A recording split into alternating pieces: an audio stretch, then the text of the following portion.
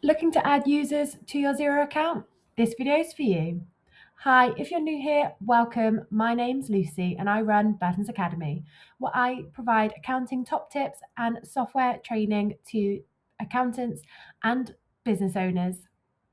So in Xero, what we're going to do is we're going to add a new user. So this is either maybe my accountant, this is maybe a second director of my business, you name it, we're just adding someone to my account. So what we want to do is where it says our account name, we click on that, click settings, and then click users.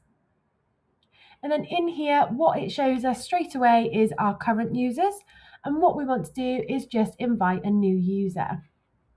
So I'm going to invite myself as the business owner.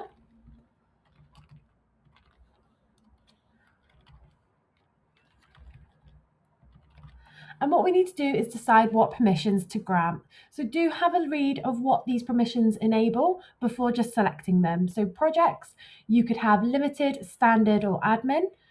Payroll is admin payroll. Business and accounting, this one is a really important one. So you could do invoice only, you could do standard, and you can change these as well. So you could add more,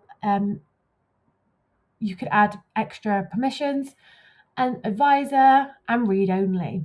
One thing to bear in mind, if you are making Tax Digital compliant, you will need someone who has permissions to this file making Tax Digital VAT returns.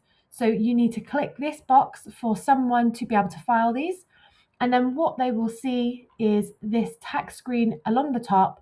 They can click it and then that will now say making Tax Digital for income tax. This is specific for if you are making Tax Digital compliant person. If you're not sure about making Tax Digital, jump on over to my other videos where I talk more about making Tax Digital.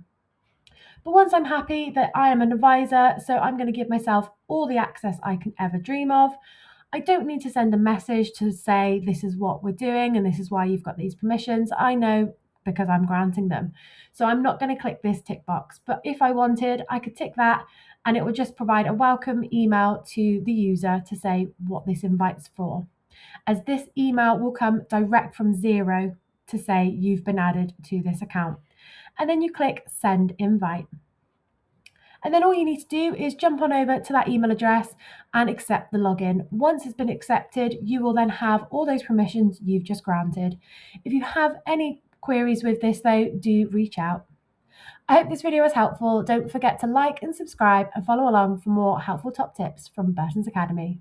See you at the next one.